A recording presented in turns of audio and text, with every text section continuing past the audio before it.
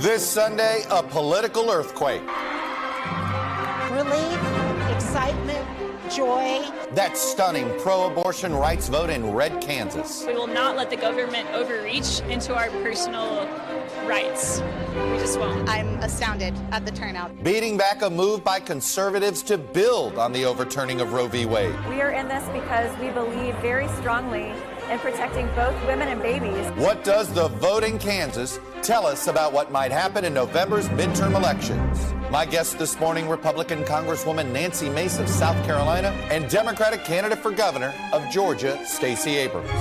Plus, Speaker Pelosi's visit to Taiwan. Our delegation came here to send an unequivocal message. America stands with Taiwan. China reacts with provocative military exercises near Taiwan. There is no justification for this extreme, disproportionate, and escalatory military response. I'll talk to Senator Chris Van Hollen of the Foreign Relations Committee about growing tensions with China. Also, the Senate's all-night session with Democrats looking to pass their climate, health, and tax bill. It will reduce inflation. It will lower prescription drug costs. It will fight climate change. All against total Republican opposition. This bill has nothing to do with what real people in the real world are worried about every single day. We'll have the latest. Joining me for insight and analysis are Democratic pollster Cornell Belcher, Anna Palmer, co-founder of Punchbowl News, former North Carolina Governor Pat McCrory, and USA Today Washington Bureau Chief Susan Page. Welcome to Sunday. It's Meet the Press. From NBC News in Washington, the longest-running show in television history. This is Meet the Press with Chuck Todd. And a good Sunday morning. It is fair to say there are two conclusions we can draw from Tuesday's important voting. One is that the history of abortion being more of a motivator for Republicans than for Democrats, maybe just that, history.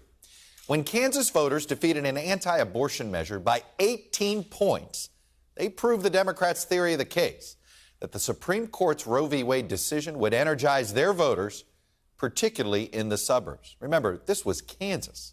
The issue sparked a massive turnout in a red state with a clear message. Abortion opponents are overreaching. Nobody saw this kind of landslide result coming. The other lesson is that the GOP remains very much Donald Trump's party despite a more robust anti-Trump insurgency. Look no further than Arizona, where the four Trump-endorsed election-denying candidates all won their Republican nominations for the top four statewide offices. The races may have been closer, but the Trump team won. Are they easier targets for Democrats to take down in November? Perhaps. Yet it also sets up a potential sweep by some far-right candidates who could refuse to certify any victory by any Democrat in 2024 in that state. But we're going to start with that abortion vote earthquake. It was just the latest data point that tells us this: it is time to rethink everything we thought we knew about this November's midterms. I'm overjoyed. After an 18-point defeat of the measure that would have stripped abortion rights from the state's constitution, Democrats are hoping to take the post-Roe backlash in conservative Kansas nationwide. Kansas was just the start. If it's going to happen in Kansas, it's going to happen in a whole lot of states. Turnout more than doubled recent midterm primaries in Kansas, approaching presidential levels on an issue where Republicans have historically had the enthusiasm advantage. I'm astounded at the turnout. Our movement has endured so much over 50 years. This setback is not going to stop us. Kansas Republican Senator Roger Marshall called the results a gut punch. It tells us that there were a lot of people interested in the issue in Kansas. There's no question about that. Already this week, Democratic candidates are making it clear on the airwaves that they're all in. He supports a total ban. Even if I'm right. You make it illegal and you punish the doctors. Blake Masters, too dangerous for Arizona. When millions of women lost their right to choose, Higgins celebrated because she wants to make abortion illegal. Abortion will be directly on the ballot in a handful of states, including battleground Michigan, where a pending ballot measure would enshrine abortion rights with a constitutional amendment. And Democratic Governor Gretchen Whitmer is trying to make her race against Republican Tudor Dixon a referendum on abortion rights. Rape, incest, no exceptions except life in the mother. Is that you solid there? That's where I'm solid. On Friday in Indiana, Governor Eric Holcomb signed a near total ban on abortion. The first state post-Roe to pass sweeping restrictions. The law ends legal abortion completely in Indiana, which has been allowed at up to 22 weeks of pregnancy. But it does include exceptions for the life of the mother, fatal fetal anomalies, and some exceptions for rape and incest, which some Indiana House and Senate Republicans tried to remove completely. And does this apply to a fifth grader who has been a victim of incest? It does. In the end, Indiana Republicans splintered, and they were unsuccessful. Looking to the fall, national Republicans are still counting on inflation in the economy to define the electoral map. They don't have a plan to solve the inflation that they created. But as Democrats work to turn individual races into referendums on abortion rights, some Republican candidates, worried about their party's move to the right, are softening their own positions. No exceptions for rape or incest? Unless the mother's life is in danger. But now? If I've been unclear previously, I want to be clear now. Rape and incest, along with endangering the mother's mental or physical health, are acceptable exceptions. I don't give way for exceptions either. The people of Pennsylvania, you decide what abortion looks like. You decide on exceptions. And joining me now is Republican Congresswoman Nancy Mace of South Carolina. Congresswoman, welcome back to Meet the Press. Good morning. I want to start to get your reaction to what happened in Kansas. When you look at Kansas and South Carolina, they, in some ways, at least on their presidential vote, mirror each other. 56%, I think, for Trump in one, 55% in the other. And here you saw this resounding 59% of Kansans reject the idea of essentially getting rid of a constitutional amendment that could have led to rolling back rights to an abortion. Your reaction? Well, I think we're seeing it on both sides of the aisle, too, the extremities of both sides. On the far left, you have folks that want abortion for any reason up until birth. And then on the far right, we have states that are trying to ensure that no abortion for any reason, including rape and incest victims and girls. And that's not okay with the electorate either. And I see it in my own district, in my own state. The vast majority of people here are okay with some guardrails, but they don't want the extremities of either side. And they're seeing states push forward with legislation, like in my state of South Carolina, there's legislation that would ban the word abortion on a website or a website server. There are folks that want to ban women from traveling out of state. There are folks, like in my state, that want to ban abortion for women who are victims of rape and girls who are victims of incest. And that's just, both sides have these extremities where the vast majority of people just are not there right now. And there has to be a place for the center on this very emotional issue. Let me ask you this. Everything you describe about sort of the fallout from this, there was a simple way to avoid this fallout, and that was keeping Roe. In hindsight, I know you were somebody that thought you wanted to see Roe v. Wade overturned. Was that a mistake?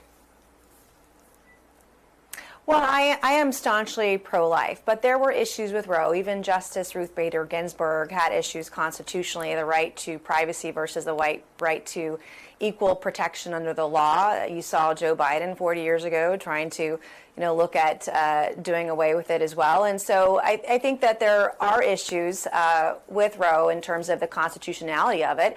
And the overturning of it now leads it to the state legislatures in particular, but also Congress can have a role here. But the problem that we have today, Chuck, and I know that you see this every single day, are the political divisions. And because this is such an emotional issue, this is a place where we really should be working together. If you look across the pond, you look at European nations, if you're even allowed to have one, there are gestational limits. In most countries in Europe, you're looking at 12 to 15 weeks there. And there are other, exceptions that we should be looking at. We should be ensuring that life of the mother in every instance is protected. We should ensure, which is one of the reasons I was one of 8 Republicans just a few weeks ago to vote to ensure that women have access to contraceptives. There's some basic things we can be doing that all of us agree on, the vast majority of people agree on, and aren't fringy on either side of the aisle. But that's not what we're doing right now.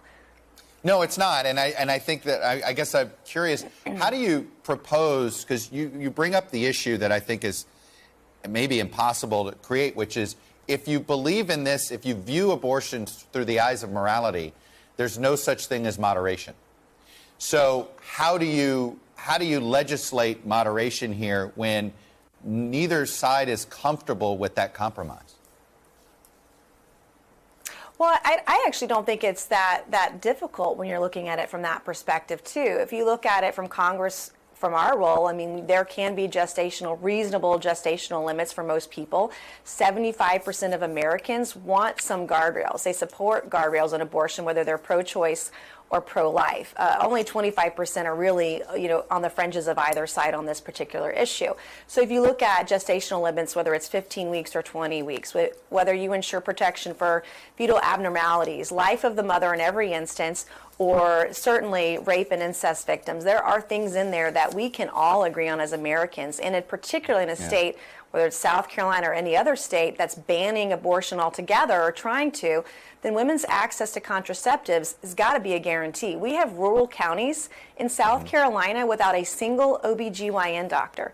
How is a woman supposed to get any kind of care, health care, medical care, prenatal care, care for her infant, when those resources don't exist? And so you've got to look at it, I think, from a very, centrist perspective, which is where 75% of America is. Put in guardrails that they're comfortable with, and let's move forward. And we can do this at the federal level and give some guidance to states, or states can do it as well, but we're seeing the extremities, and we're going to continue to until Congress steps in, see extremities on both sides, which is not where the American people are. It seems like you think Congress has to step in here. You brought up the OBGYN issue.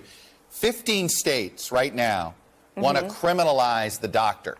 Okay, want to make basically, if there's a crime committed here, it's not the woman, it would be the doctor. As you know, you already talked about the problem of getting OBGYN into practicing in rural South Carolina. A lot of these OBGYNs don't want to practice in states with these restrictive laws because they don't know. They have to sit here and wait to declare an emergency to intervene medically. And so they figure, you know what, I'm going to practice medicine in a state that makes the abortion law safe. How do you do this? How do you fix this federally?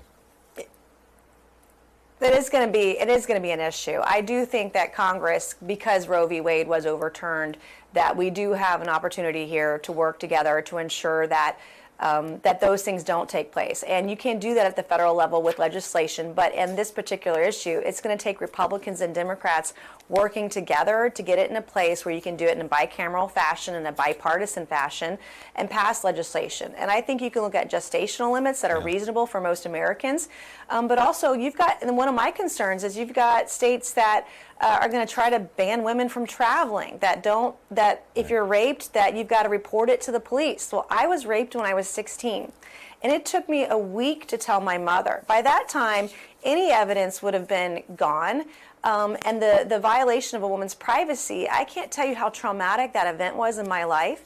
In my own home state, they want women to be required and mandated to report when they are raped. And I just can't even imagine a world where you're a girl, a teenage girl who's been raped, to have to report those things. And, Handmaid's Tale was not supposed to be a roadmap, right? Yeah. This is a place where we can be in the center, we can protect life, and we can protect where people are on both sides of the aisle. And so it's important to take that perspective, and that's the perspective that Congress should have on everything that we do. But as you know, we're just so divided. Bottom line, do you think it is bad if the Republican Party becomes the party of abortion bans? Well, I'm staunchly pro-life. I have a 100% pro-life voting record. I do think that it will be an issue in November if we're not moderating ourselves, that we are including exceptions for women who've been raped, for girls who are victims of incest, and certainly in every instance where the life of the mother is at stake. And that is a position that I have staked out that's really important to me personally, but that's where the vast majority of women are in my state, and I'm going to continue to fight for those things. But we can't go to the far corners of the right or the far corners of the left, because the left wants abortion for any reason up until the birth of the child, which is insane to me and insane to most of America. So somewhere in the middle is where we've got to meet, and I do believe that Congress has a role, and I want to play a part in that role in shaping policy for the future for every American in our country. Congresswoman Nancy Mace, Republican from South Carolina. Her district basically represents a large part of Charleston, South Carolina. Congresswoman, thanks for coming on and sharing your perspective. Thank you. And joining me now is Stacey Abrams, who is the Democratic nominee for governor of Georgia. She's in a rematch with Brian Kemp, who defeated her 4 years ago very narrowly. Ms. Abrams, welcome back to Meet the Press. It's my pleasure to be here. Thanks for having me. look, let's start. This lead conversation is about the impact of what we saw in Kansas and obviously post-Dobbs. How front and center do you believe the abortion debate should be for Democrats all around the country, let alone your campaign? It is an essential conversation. It is about the freedom of women to direct their lives. It is about healthcare freedom, and it is cutting across demographics. It's cutting across ideology. It is cutting across the questions that so often dominate elections at this moment, because for women, this is a healthcare conversation. It is an economic conversation. It is also just a conversation about whether our citizenship is equal to men in this country, depending on which state you live in. You know, it's interesting. You even seem to be arguing that it's like, look, the ups and downs of the economy, you know, that may motivate you on one hand, but hey, these laws are longer term. I mean, do you even think abortion, in your mind, the abortion issue, almost bigger than the economy long term? I would say that the economic vicissitudes are going to continue. And I would never underplay how important it is for us to think about putting money in people's pockets and putting a roof over their heads. But we know that for women, these abortion rights fights are about their ability to control their lives, to have the ability to participate in the economy, to have the ability to determine whether forced pregnancy is in their future. And so, yes, I would urge every voter to think about the economy is going to go up and down, but these laws, when they become solidified, change the future for every woman that you know. I want to get some clarity on your position specifically, because you've said this. I want to put up what you said very recently on your abortion position. You said this: my intention is going to be to pass legislation that says a woman has the right to an abortion, and that right continues until a physician determines the fetus is viable outside of the body, except in the case of protecting the woman's life or health. How do you put legislation around that? You put legislation around that by returning to what we know was the structural framework of Roe v. Wade. You do it by not setting arbitrary gestational limits, because we know that those rarely actually reflect medical decision making. This is a medical decision. And when we give it back to doctors, when we tell women and their doctors to make these choices, what we are saying is we respect the responsibility that women have and the obligation that doctors have, but that politicians are not scientists, and that we should not be setting into law these moving targets that do not reflect the reality that women face when they're sitting in that doctor's office. Look, the person on the right who wants to see some restrictions on abortion is going to argue that even though you're not saying you're for abortion all the way up to the end of, that essentially that law would allow abortion all the way up to the end of a pregnancy. Would you want to have legislation to put guardrails on that? The guardrails are holding the physician accountable. And that's the place where I think we've gotten a bit far afield. Mm-hmm. There is no woman who at 8 months has not cherished the notion of this pregnancy. If you have conversations with women, you know that that is one of the most difficult moments. And the reality is that to put an arbitrary date in a law devalues the pain and the tragedy of that moment. A doctor is not going to take an action that is not medically required. Mm-hmm. And what we are saying is that this is a medical decision. I understand that there are those who would feel better if we plucked a date out of the air, but we know that that is not scientifically supportable. But we also know that the tragedy of exceptions, you cannot write every exception into the law, and that is where we find ourselves today in Georgia. Brian Kemp does not permit these exceptions to be real. And in a state where we have 82 counties without an OBGYN, 64 counties without a surgeon, 18 counties without a family doctor, and 9 without a doctor at all, setting arbitrary limits that are not grounded in the reality of what women face is deeply problematic and ultimately cruel. So this is where, I mean, you're having a science conversation and a medical conversation, which is the conversation most women are having. There's also the political reality. If you get elected governor, you're going to have probably a Republican legislature.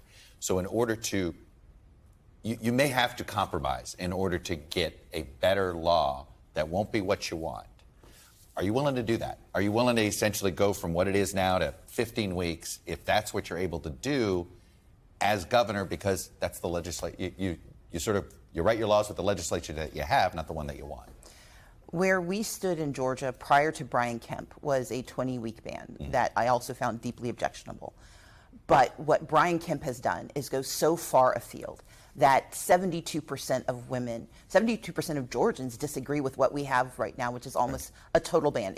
When you say 6-week ban, it's about 54%. But when you understand that it is roughly a total ban on abortion, we know that regardless of your political posture, you disagree with where we are.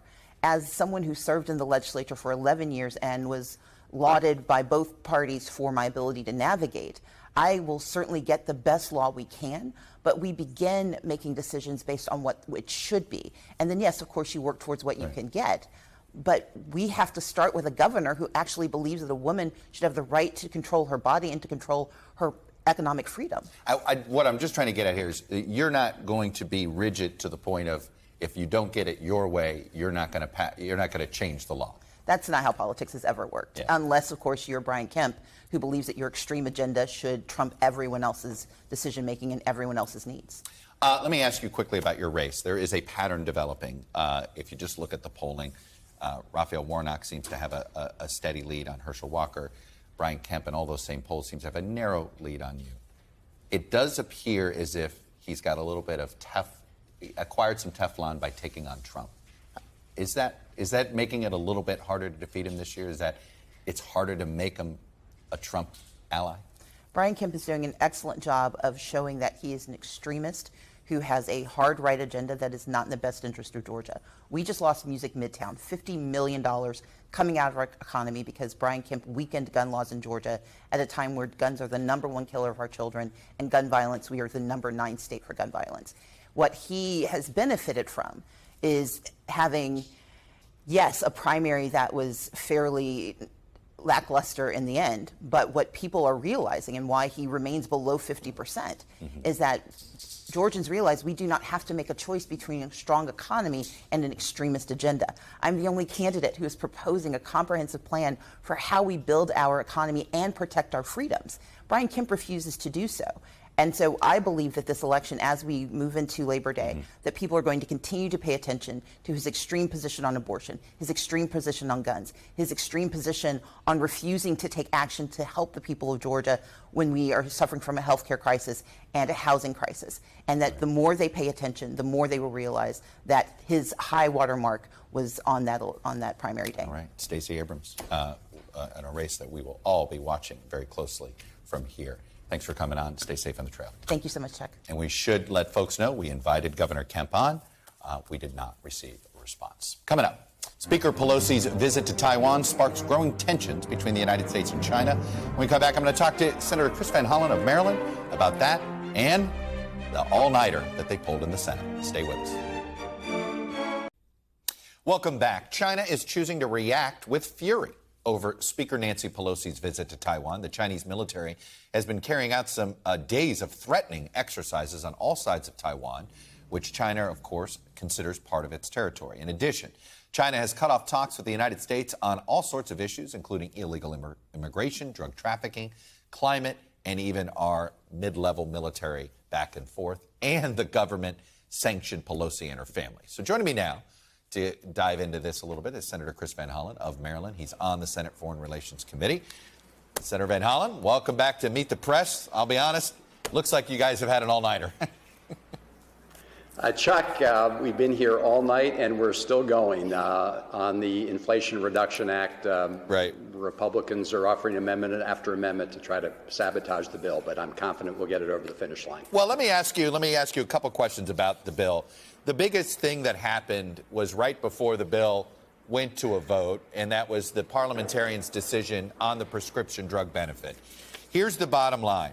The good news for Medicare patients is that this bill should lower prescription drug costs if you're on Medicare. But now that there is no longer a part of this bill that will effectively protect those not on Medicare, should folks who aren't on Medicare expect to see the prescription drug companies decide, well, we can't make money over here, so we're going to raise prices over there? It certainly seems like that's more likely to happen than not.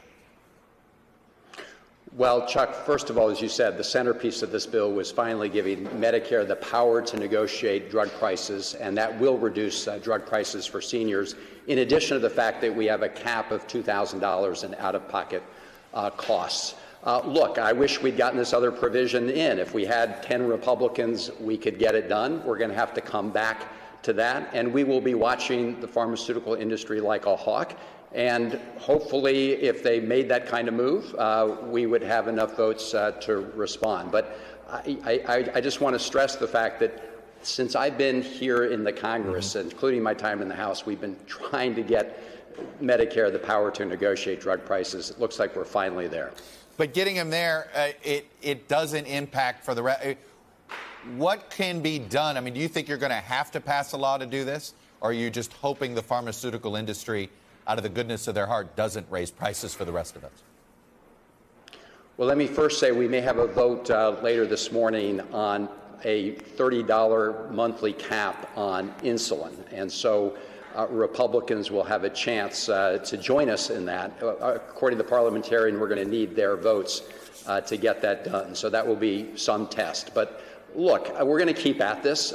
We want to make sure that we lower drug prices for every American, and it is an important start to get this in place for the Medicare program and tens of millions of seniors around the country, including 1 million in Maryland who get Medicare. Look, I invited you on because I wanted to talk some of what happened in Taiwan and what's happening right now to Taiwan.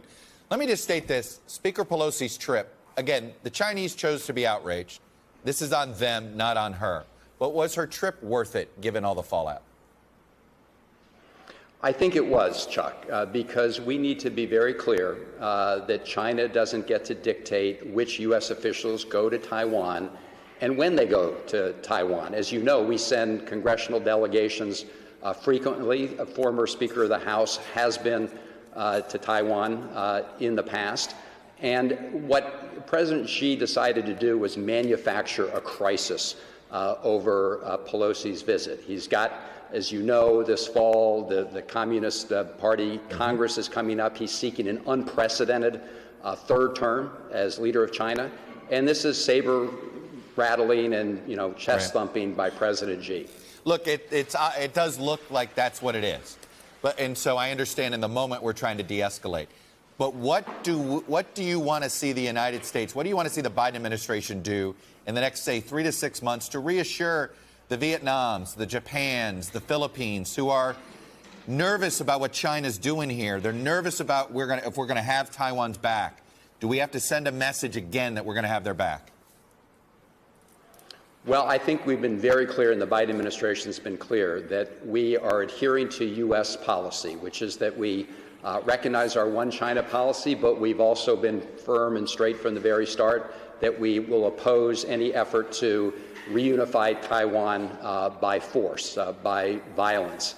And we've reassured our Japanese partners and others of that. In fact, Chuck, I think this Chinese action of putting missiles into Japan's economic zone, exclusive economic zone, is going to backfire. I think it's going to cause Japan to increase its defense spending and seek even closer military engagement and cooperation with the United States, which is already good. So I think this is going to backfire on China. Yes, we have to de-escalate. We also have to be firm in making our policy clear. You think it's inevitable that China's going to make a run at Taiwan in the next 5 years? I don't think it's inevitable. We need to help Taiwan make that as difficult as possible for China. And we've been doing that by supplying Taiwan with military assistance. We need to continue to do that to make Taiwan into the porcupine so that when China looks at Taiwan, it realizes that this is going to be a hell of a fight and not a winnable fight. And I do think when they look to what Putin tried to do in Ukraine, they will see how a determined people can thwart someone like a dictator like Putin, who, of course, thought he was going to walk into Kyiv in a matter of weeks, and that was not possible. Look, for a long time, no U.S. official wanted to describe our relationship with China in strictly adversarial terms. But how do we not look at the cutting off of military ties, climate ties, immigration ties, all these things, and not say we're in a Cold War with China? Well, I don't think we're in a Cold War with China yet. A lot of that depends on what China does next. And there's no doubt that President Xi has escalated China's actions against Taiwan even before the Pelosi visit, and has been more aggressive throughout the region. At the same time, we have been trying to cooperate with them on these other measures, as you say. I believe they'll be back at the table on those measures. Right. It is important that we have that military-to-military dialogue, but it is important that we also confront and check China, where it's trying to export its model of authoritarianism around the world, in Africa, the Middle East, and other places. Senator Chris Van Hollen, it's been a long night. You were very flexible for us. I know with back and forth, you've got to get back to voting. I appreciate you spending a few minutes with us and our viewers here to get the latest on this. Thank you. Thank you. Good to be with you. When we come back, that abortion vote in Kansas. Just one reason why everything we thought we knew about the November midterms may not be true after all. Panel is next.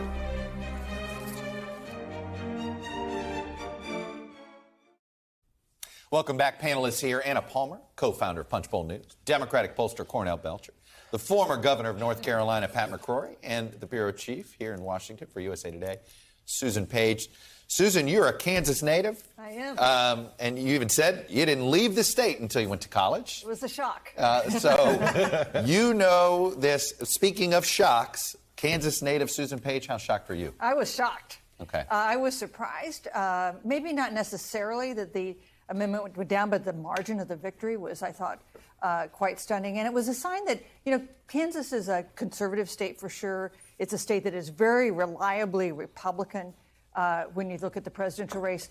But it's also a state with a populist history and an independent streak. Just consider this. Of the last 10 elected governors in Kansas, 5 of them have been Democrats, including the current one. It's an amazing stat. You shared it earlier. That is one of those that people are going to go, oh, maybe I didn't understand Kansas the way I should have. Yeah. It's a pragmatic state. It is a conservative state. I tell you, this was a shock to people I talked to in my home state on both sides of this issue. Yeah. Eisenhower, Bob Dole, there is a similarity there. Pat, your reaction. How shocked were you? Maybe this proves that the Supreme Court was right in returning the decision back to the states and clarifying exactly I'm a constitutional conservative who believed in overturning Roe versus Wade and letting the states make the decisions. Kansas made a decision, and it probably represents what the majority of Kansas people believe, and that's what the Supreme Court majority said should happen. Now the dilemma is this, and this is part of the game. Every Republican and Democrat who just got through a primary had filled out surveys either by Planned Parenthood or by a pro-life group, which they put their absolute answers on. Because I have had to fill out these surveys where are you for or against in absolute measures. And every person who's running for office has filled out one of those surveys. Now, all of a sudden, you even see Stacey Abrams kind of clarifying her remarks. And I guarantee there's a survey somewhere out there where she did absolute in order to win a primary to begin with. And this is the dilemma for all the politicians on the right and the left. The people are not on the absolute side. And you heard that from the Congresswoman from South Carolina, too. The people are in favor of some restrictions, but reasonable restrictions. And that's going to be the interesting debate at the state and possibly federal level. The Republicans on my side are a little hypocritical right now because they said return it to the states. Then a day later, they said let's have a federal legislation. Yeah. I think they're going to be backing off. Yeah, I'm wondering if Mitch McConnell regrets that remark. I don't know, Anna. Yeah, I mean, I think a lot of senators don't want this issue, but they feel like they're getting pressure now to have these kind of rules that are and kind of bills that are going to be mandates. And if you're Democrats, this is the gift that keeps on giving. The culture wars have shifted on abortion in a way that, I mean, I remember getting into reporting almost 20 years ago and George W. Bush trying to have constitutional amendments and different state amendments so that they could try to turn out and gin up voters. Democrats are going to use it this time all the way to the election. You think? I mean, Cornell, you're the party of the. I mean, the party of the cultural. Wearing the white suit. The party of the cultural issues now. I mean, if Stacey Abrams wins, she's going to win on guns and abortion. Well, but so here's the thing. I love it that the governor's arguing process because he knows you're arguing process in politics. It's a problem. Look, Chuck, you and I have talked about this conversation. I've been on this show and I said the moment that suburban moms they're voting on abortion on the right. But the moment that suburban moms think that their right to choose is going to go away, it's going to become a voting issue, and it could change the dynamics and that's what you're seeing. It's not only the turnout you saw in Kansas. Right now, we're getting poll after poll that shows the motivation up. Look, 6 months ago, I thought there was a lot of signs along the road here that looked like 2010. For someone who sat in 2010, part of the Obama team, it looked like 2010 going in. It doesn't look like that now. If you look at the enthusiasm for younger voters, you look at the enthusiasm for women voters, in July of 2010, African Americans, 29% of African Americans said that election was more important than the past. As of last week, 60% of African Americans say that this election is more important than past elections. They have awoken a sleeping giant with this issue. You may have peaked too early. I think we're going to go back to the economy, immigration. It is interesting. Corey Bliss, who I really respect a lot on the right side of the Republican strategist, he's convinced of your theory that no, this will revert to the norm. Hey, this feels different, Susan. You know why it's not going to fade away, and we'll go back to the economy. Economy will be important, no question about that. But people are going to be reminded every day about this issue because states are taking action. Look at Indiana. We saw Indiana right, this weekend, and also these stories that we see about the repercussions of the Supreme Court decision are going to be on the front pages of newspapers. Who does not know the story of the 10-year-old girl raped in Ohio, forced to go to Indiana to get an abortion?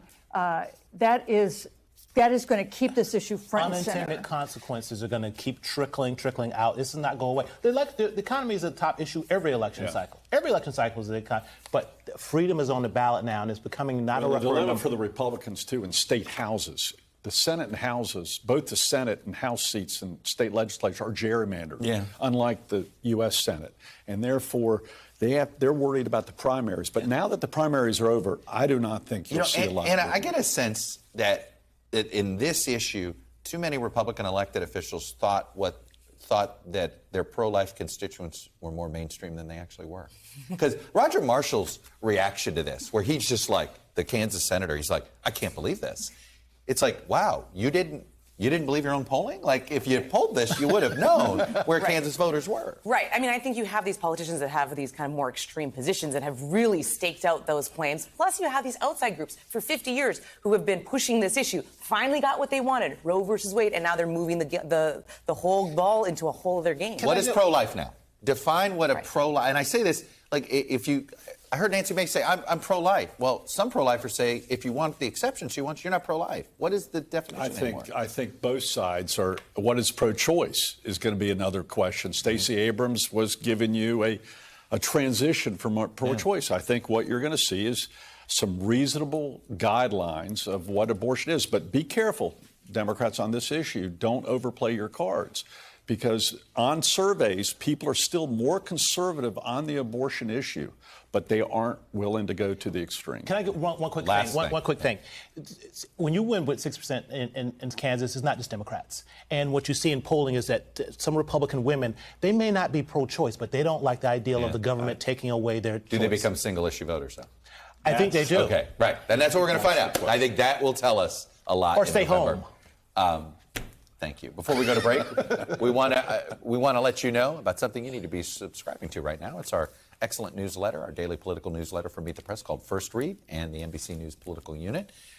Every morning, we bring you the newest polling data, the freshest reporting from the campaign trail, and, of course, the best analysis on the top political stories of the day. Sign up. Scan the QR code on your screen now or go to NBCnews.com/firstread. Okay, my promotion's over. Coming up, the good news. President Biden just got at the end of perhaps his best week yet in the White House, and it was all while in COVID quarantine. He's out of that, too. We'll be right back.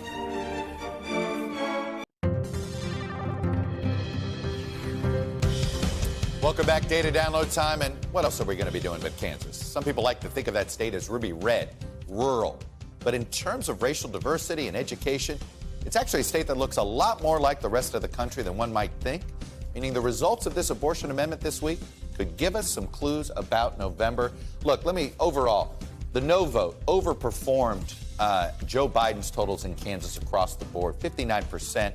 And you can see, I'll show you here, it was across the board, no matter what kind of county. Big Blue County, Johnson County, Kansas, that's right outside of Kansas City. This was a county that Joe Biden carried with 53%. Look what the no vote did here, 69%, an overperformance of 17 points from the Biden vote. But that actually was duplicated across the state. In fact, in some rural counties, even better than that. Here's Russell County, Kansas, home of Bob Dole, Mr. Republican. Joe Biden, of course, only got 17% in Bob Dole's home county. But look what the no vote got here, 45%. All over rural Kansas, the no vote performed somewhere in the 30s or higher. It is one of the explanations for why this won so big. The other thing we saw here was a spike in voter turnout and new voters showing up. Look at this. New voter registration since the Dobbs decision in Kansas spiked here. You see that over 8,000 new voter registrations, 68% of them women. In Colorado and Michigan, two other states that we expect to see abortion referendum on the ballot, we're seeing a similar spike in new registrations favoring women, but not like Kansas. Could this shift even more? This is something to watch, trust me. When we come back, Dick Cheney takes on Donald Trump. He's a coward. A real man wouldn't lie to his supporters. That's from a new campaign ad the former vice president just made for his daughter Liz. And he had a lot more than that to say about Mr. Trump. Stay with us. Welcome back. Well, President Biden got some good news just this morning. He's tested negative for COVID, and he's out of isolation and on his way to Rehoboth Beach, Delaware. This comes at the end of what may have been Joe Biden's best week as president. The killing of al-Qaeda's leader, Ayman al-Zawahiri, the abortion vote in Kansas, a huge jobs report on Friday, falling gas prices, and the all-night vote on the Democrats' climate, energy, and health care bill. Looks like it's going to go through. Pretty good for a guy with approval ratings in the 30s. Cornell, look, I do think that this midterm has separated out presidential approval from where we are. I think Donald Trump's had a hand in that. But if Joe Biden can't see his approval ratings rise after a week like this, will they? You got to ask yourself, is this something he can ever pull out of? Well, yes. I mean, we've seen it before. But look, the narrative arc of a presidency is different from the narrative arc of someone running for Congress, right? They have a 4-year arc here. Look, in 2010, Obama's numbers weren't great either, right? But he had a story to tell. And I think going into after the midterms, I think Biden's going to have a really good story to tell about sort of tackling inflation, strong economy, major investments in clean energy, something our base really wanted, supporting women's choice. I think he's going to have a pretty strong record to stand on after the midterms. I think the arc of his narrative is going to start going up. Anna, his legislative record is looking pretty good.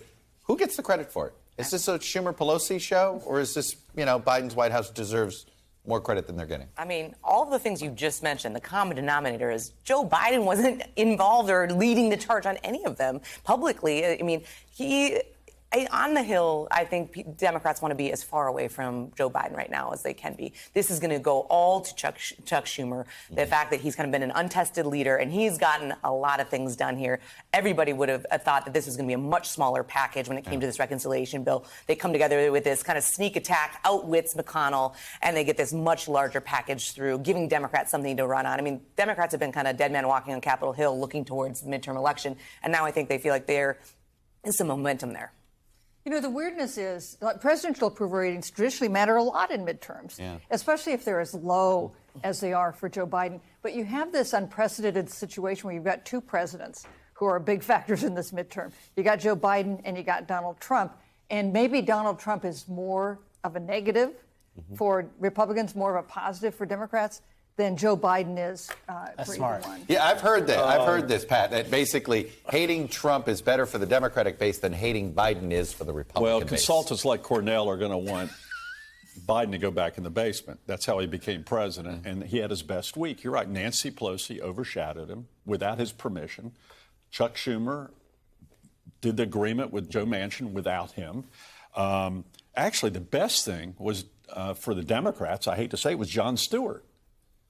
Jon Stewart put us Republicans regarding veterans on the defensive. And one lesson to both the woke Democrats and the conservative Republicans is don't pick a fight with a comedian like Jon Stewart or Bill Maher or David Chappelle. They will win. They are quicker than us politicians. And I think right now, the only guy on the offenses was the governor of Florida, DeSantis. And yet Trump will not let him share any spotlight. Well, speaking of Trump, I can't let the show go without, I mean, it's still, this ad I think is going to be remarkable regardless of what happens to Liz Cheney. And that is this Dick Cheney direct-to-camera rebuke of Donald Trump. Take a look. In our nation's 246-year history, there has never been an individual who is a greater threat to our republic than Donald Trump. He tried to steal the last election using lies and violence to keep himself in power after the voters had rejected him. He is a coward. A real man wouldn't lie to his supporters. Susan, this feels like a declaration more than it feels like some sort of ad campaign for a House race. This feels like a declaration that Team Cheney's coming after Trump wherever he is, regardless of what happens in Wyoming. But remember when Dick Cheney was the GOP? You know, Dick Cheney, it's been 14 years since he left the White House. It is no longer the George W. Bush, Dick Cheney GOP. It is Donald Trump's Republican Party. And we see that in the primaries. We're going to see that, I suspect, in the Wyoming primary next week. Was that a Cheney ad? I thought it was the first Biden re-election ad coming out. You know, it has been, you know, one thing, and the anti-Trump forces in the Republican Party got closer. You know, it was one of these things, like you look at Arizona, you look at these places, Trump won, but it was harder. But he's still winning. It's sort of one of, and I don't know what the anti-Trump forces do. Yeah, I agree with you. I think when you look at it, he's not as strong, right? The tail is not in the same place that it was 2-4 years ago. But to your point, those are the people that are still on the ballot in the midterms. And he's not going anywhere. Look at CPAC, right? That is Trump's Republican Party, and it is on display. You think you'll ever be invited to CPAC again? What CPAC is today? Who, me? Yeah. No, I never was. I do think the big question for the Senate candidates out there is, do you accept a Trump invitation? That's a fascinating decision. And by the way, the Democrats have already decided they don't want Biden anywhere around. I think that depends. Well, we shall say. All right, that's all we have for today. Thank you for watching. I'm sorry to see Juan Soto go. I know I was hoping he'd stay last week. But go Padres. We'll be back next week because if it's Sunday, it's Meet the Press.